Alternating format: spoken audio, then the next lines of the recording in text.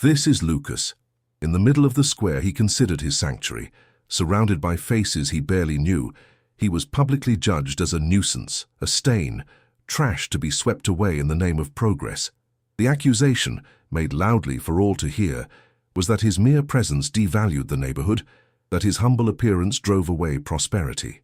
A man whose deep peace they mistook for uselessness, and whose silent faith they saw as vagrancy. The air grew heavy with humiliation, an open wound, in the heart of the community. Has your faith ever been tested so publicly and cruelly?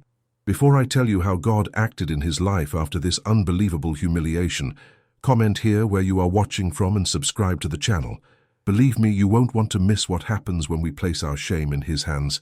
The meeting, called by a certain Donna Regina, president of the New Residents Association, was an open-air tribunal. She, in her impeccable suit and with a sharp speech, gestured towards Lucas as if he were an unwanted object. The objective, disguised under the term revitalization, was clear to anyone with a hint of sensitivity: to expel him from the wooden bench that was his home during the day. The tension was almost physical, a silent clash between the materialistic arrogance of a new world arriving and the serene faith of a man who just wanted to be left in peace. The conflict was there, exposed under the afternoon sun, for all to see, the cruelty hidden behind polite smiles and renovated facades. Inside Lucas, however, the storm was of a different nature. The words of accusation reached his ears like a distant echo, muffled by the conversation he was having in his heart. He wasn't speaking to God asking for help or revenge, but asking for clarity. "Lord, give me your peace that surpasses all understanding," his soul whispered. He remembered his late wife, Helena, sitting on that same bench, laughing as they threw crumbs to the pigeons. That square held sacred memories, and the pain he felt was not so much from the humiliation, but from the desecration of that space he had consecrated with love and longing. His silence was not weakness, it was a refuge. Donna Regina, realizing that her aggression was not having the expected effect of provoking anger, intensified her verbal attack, detailing her complaints. "Look at this," she said, pointing to the worn-covered Bible on Lucas's lap. "He spends the whole day here, doing nothing, dirtying our new pavement with breadcrumbs and setting a terrible example for the children. The customers of the new cafes feel uncomfortable with this appearance of beggary." Every word was a stone thrown with precision to wound, to deconstruct the dignity of a man who had nothing else. To them, a person's value was in what they possessed or produced, and Lucas, in his simplicity, produced nothing that money could buy. Lucas felt the sting of every insult. He was a man after all. Shame tried to nestle in his chest, a cold, creeping sensation. For a brief moment he remembered another time, in a room full of drawing boards and brilliant minds, where his hands, now seen as dirty, drew trajectories that would reach the heavens. His mind, which once deciphered complex atmospheric re-entry calculations, was now judged as empty and senile. He clutched the Bible tighter, feeling the aged leather against his skin. That book contained the laws of the universe he had studied so much, but it also contained the laws of forgiveness and long-suffering, which he now needed to practice like never before. A younger merchant, owner of a newly opened luxury boutique, took the floor to support Donna Regina, adding more fuel to the fire. "Last week, a family with children didn't even want to enter my store because he was sitting there staring. They were scared. The lie was blatant." Lucas never stared at anyone. His gaze was lost on the horizon, in contemplation. But the slander served their purpose to turn the victim into a threat, the peaceful man into a danger to the new order. The murmur in the small crowd grew, with some faces now showing genuine concern, manipulated by the cruel narrative being woven before their eyes. Lucas's prayer changed its tone. It was no longer a request for peace, but for purpose. "Lord, if this is the trial that falls to me, let me honor it. Do not let me fall into the trap of hatred. Teach me what you want me to learn from this humiliation." He prayed in silence, his head bowed. It was an act of total surrender, a demonstration of a faith that did not seek to understand the whys of suffering, but trusted that there was a greater purpose in every tear, in every word of scorn. To those looking from the outside, his posture was that of a defeated man. To God, it was that of a soldier kneeling to receive orders from his general. Donna Regina interpreted Lucas's bowed head as a sign of surrender. A smirk of contempt and victory appeared on her lips. She turned to the improvised audience as if closing an already won case. "See, he has nothing to say. He knows we are right. This space is for the productive community, for families, for the future, not to harbor inertia and the past." Her arrogance was so great that she could not see the monumental strength that resided in that silence. She mistook prayer for shame and serenity for guilt, a miscalculation that would prove fatal to her reputation. It was then that a voice rose in Lucas's defense. It was Pastor Ismael, a middle-aged man who had known Lucas for years and held a deep respect for him. "Donna Regina, with all due respect, this man, Mr. Lucas, is a pillar of faith in our community. His presence here is a blessing, not a curse." The pastor tried to appeal to the conscience of those people, to the sense of decency he hoped still existed beneath that layer of greed. For a moment, a spark of hope emerged. Perhaps reason and compassion could prevail, but hope was quickly crushed by Donna Regina's sharp reply. "Pastor, save your sentimentality for your pulpit. Here, in real life, we deal with facts, with investments, with security. We are talking about progress, not charity. Your church can very well take him in if you feel so sorry for him." With that sentence, she not only dismissed the pastor, but also declared war on everything he represented: faith, compassion, solidarity. Lucas, who for a moment had felt the warmth of support, was left again in the cold of loneliness, completely surrounded by the hostility of that new world that had no room for God or for men like him. Pastor Ismael walked away, the weight of defeat visible on his shoulders. That retreat left a vacuum that was immediately filled by Donna Regina's aura of triumph. The silence that followed was different, denser. It was the silence of forced agreement, of the fear of opposing the new dominant force in the neighborhood. Lucas felt this change in the air. The solitude, which was once a choice for peace, now became a wall of isolation imposed by others. He looked at the faces in the small crowd and saw reflections of Regina's mockery. He saw indifference and, worse, the acceptance of that cruelty as something necessary, as a lesser evil in the name of a greater good that was the material progress of the place. Feeling like the absolute master of the situation, Donna Regina took a step forward, closing the distance between her and Lucas until she was almost on top of him, invading his personal space with intimidating audacity. She crossed her arms, her chin held high, her gaze fixed on him like a predator cornering its prey.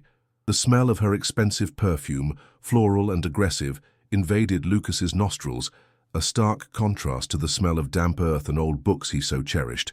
She wanted him to shrink, to feel her power in her physical proximity. For her, this was the final blow, the strike that would seal her humiliating victory over that stubborn old man. But as she approached, something solidified within Lucas. The prayer he was making in his heart came to an end, and a deep, almost supernatural peace descended upon him. It was not an empty peace, but a peace full of certainty. He felt as if God had placed a hand on his shoulder and said, "Stand firm, I am with you." The shame that tried to settle in his chest dissipated like mist under the sun. He no longer saw an enemy in Donna Regina, but a lost soul, blinded by her own ambition. In that instant, he knew exactly what he needed to say. They would not be words of defense, but of testimony. With a voice laden with impatience and contempt, she cast her final question, projecting the words for all to hear clearly. "Are you not going to say anything? Do you have nothing to offer this community but a bad example?" The question echoed in the square, a direct challenge, a public summons. All eyes were fixed on Lucas, awaiting the outcome of this depressing spectacle.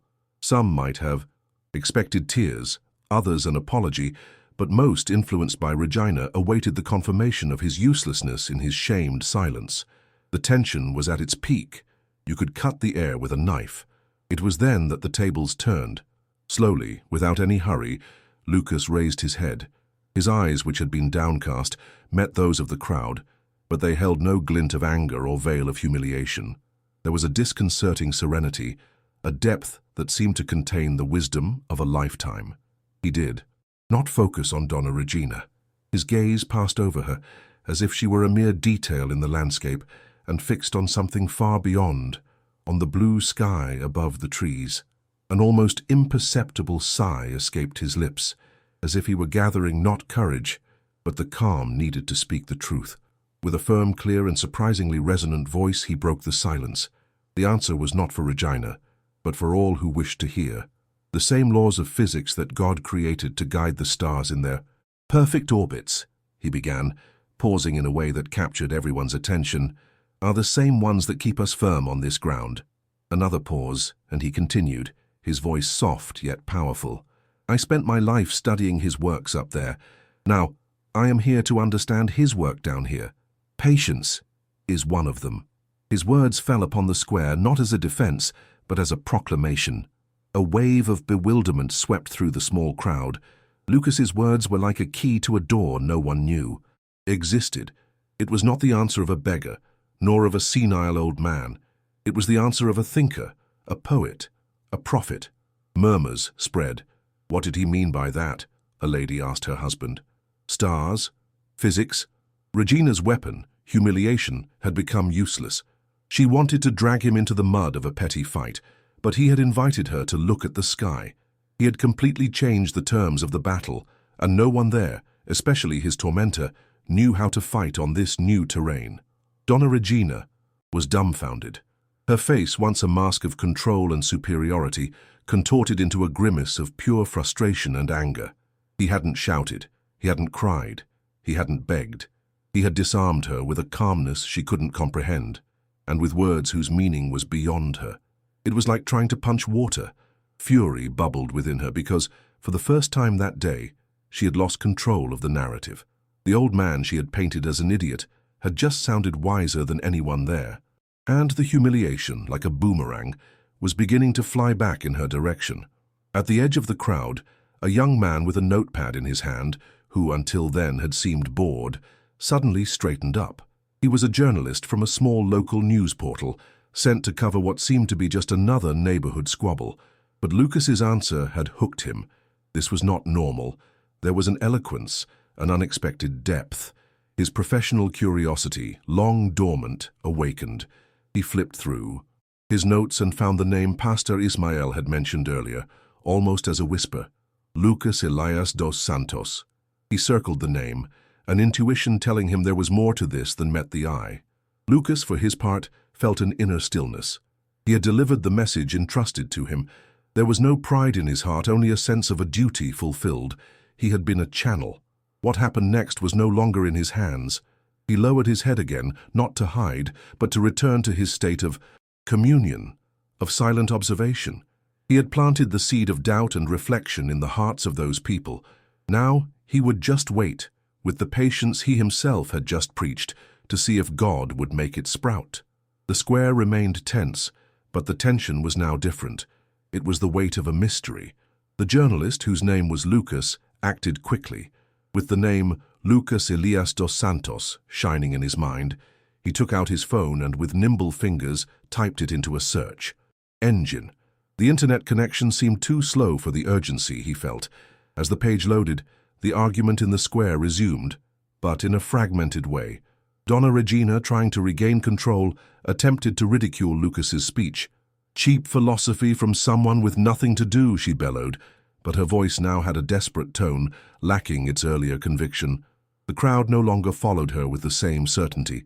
Many now watched Lucas with a mixture of curiosity and respect. Finally, the page loaded. Lucas read the first few lines and his jaw dropped. The information on the screen was so shocking, so dissonant with the scene unfolding before him, that he had to read it twice to believe it. Old articles, scientific publications, black and white photos. There on his phone screen was the story not of a beggar, but of a legend, a brilliant mind, a pioneer. His heart began to beat faster.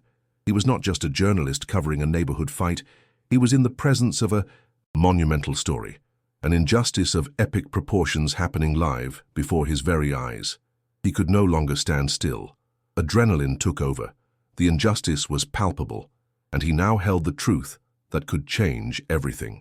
As Donna Regina continued her inflammatory speech, calling Lucas a burden and an example of decay, Lucas began to make his way through the crowd. "Excuse me, please let me through," he said, his voice filled with an urgency that made people move aside. He felt the weight of responsibility.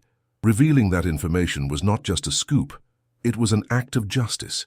It was as if Providence itself had placed him there at that exact moment. With every step he took toward the center of the circle, the scene in the square became more surreal. On one side, a powerful, well-dressed woman, spewing insults based on appearance and social status. On the other, a humble, elderly man, sitting on a bench, who had helped humanity touch the moon, being treated like trash. The irony was so cruel, so absurd, that Lucas felt a lump in his throat. The prejudice of those people was a veil so thick it prevented them from seeing the giant sitting right in front of them. He had to tear that veil. When he finally reached the front, he interrupted Regina's speech without any ceremony. "Excuse me, he said loudly, his voice trembling slightly, not from fear, but from awe. Everyone turned to him, surprised by the abrupt interruption. Donna Regina shot him a death glare, irritated at having her monologue interrupted by a little neighborhood journalist. "What do you want, boy? Can't you see we're in the middle of something serious?" she snarled. But Lucas was not intimidated. He ignored her completely and turned to the serene figure on the bench. He knelt slightly, an instinctive gesture of respect, and looked at Lucas. "Sir, are you Engineer Lucas Elias dos Santos?" he asked, his voice almost a whisper of reverence. The full name, spoken aloud, hung in the air for a second, and then he completed the question that would change everything. "From the Apollo program? Head of the re-entry calculation team?"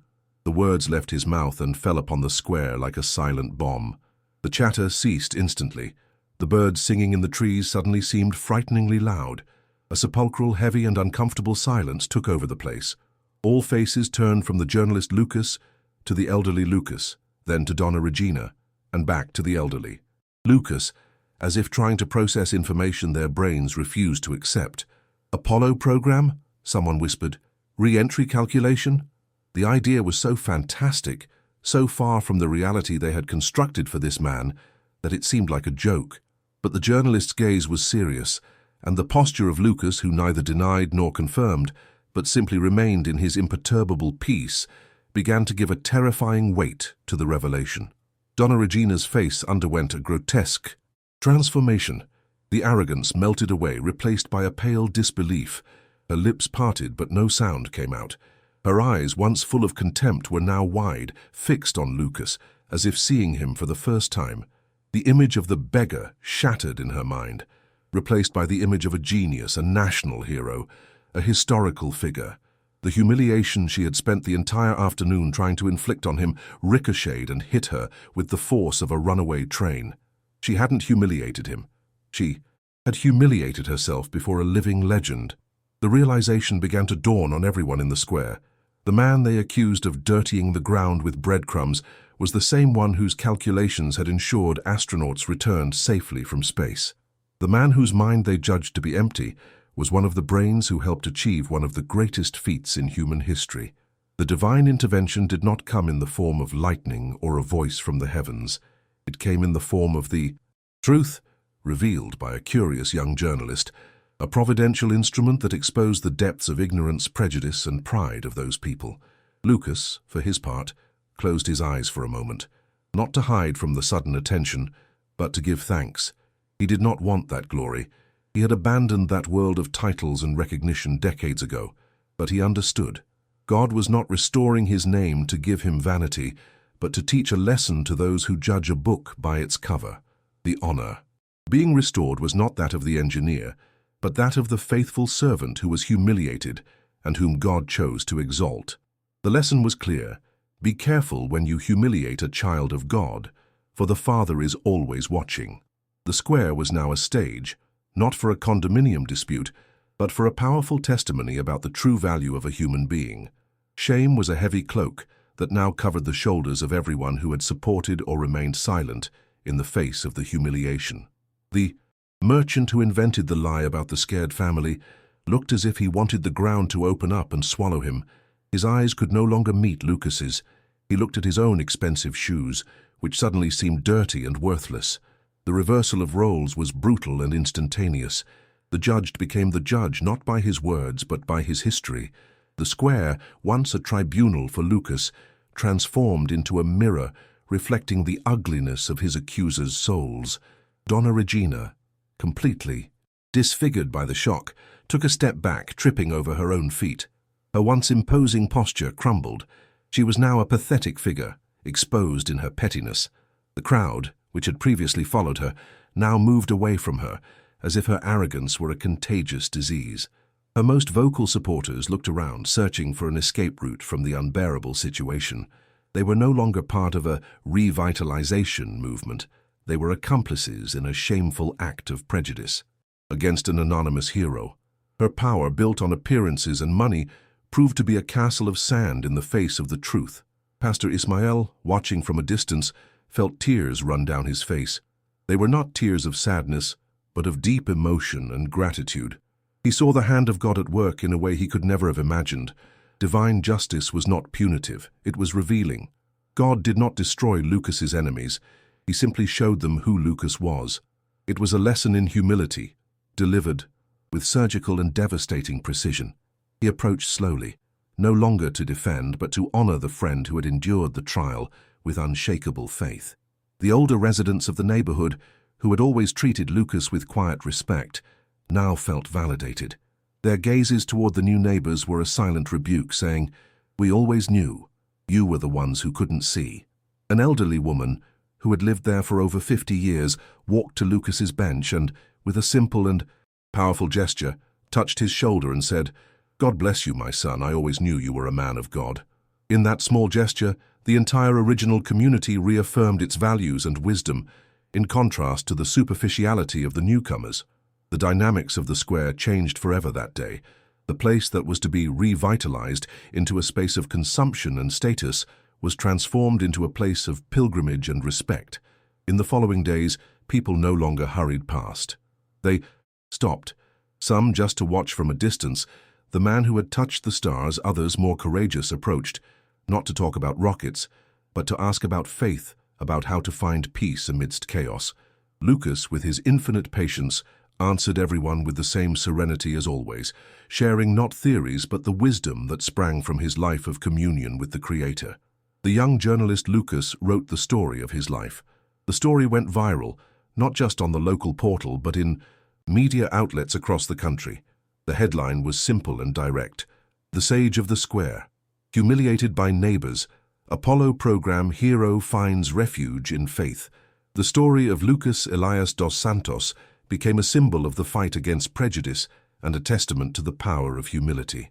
The report did not focus on his brilliant career, but on his conscious choice to abandon the glory of the world, to seek a life of simplicity and contemplation, a choice that only now everyone could understand and admire. Donna Regina disappeared. She sold her luxury apartment and moved out of the neighborhood, unable to bear the looks of disapproval and the weight of her own shame. Her residents' association disbanded, and in its place, a new community committee emerged, formed by old and new residents who now worked together. The new committee's first decision was to install a bronze plaque on Lucas's bench. The plaque did not mention the Apollo program. It simply read, "On this bench sits Lucas Elias dos Santos, a man who taught us to look at the sky," a gift from his friends and neighbors. Lucas's life didn't change much in its routine. He continued to visit the square every day, to read his tattered Bible, and to converse silently with God. The difference was in others. The youth from the church, who once saw him as a spiritual grandfather, now looked at him with even greater reverence, understanding that his calmness was not passivity, but a strength forged in battles they could hardly imagine, both on earth and in the heavens. He became a beacon, a reference point of integrity and faith for a whole new generation.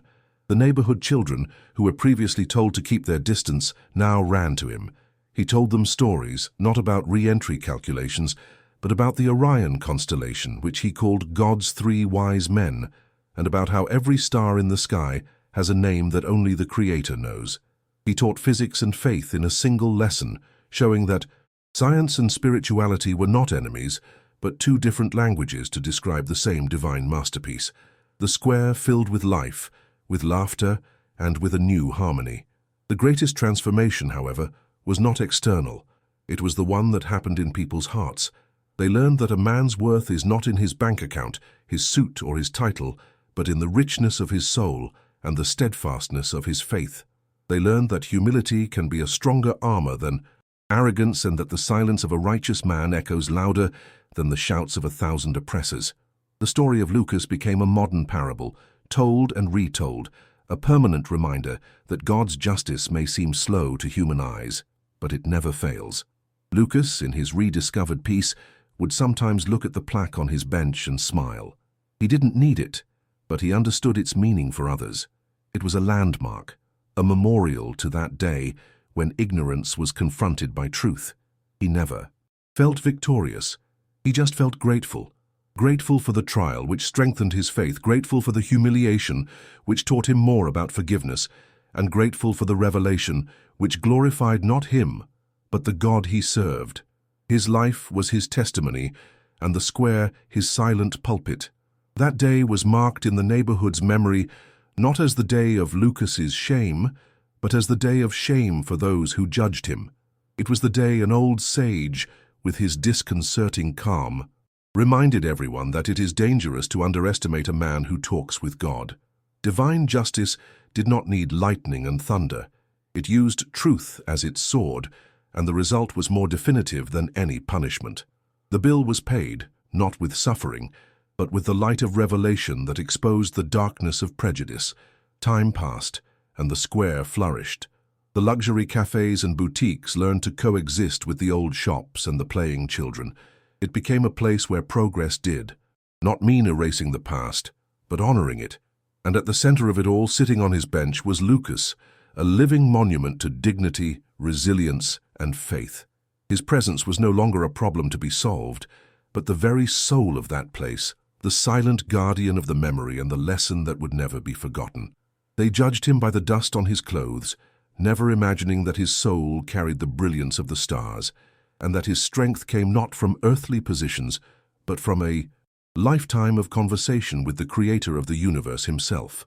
The man they tried to expel became the reason everyone wanted to stay, a testament that true greatness is measured by the depth of one's connection to the heavens, not by the status one flaunts on earth. If you know someone who needs their faith strengthened, please share this video. Don't forget to subscribe for more stories about how faith in God can move mountains. Thank you for listening.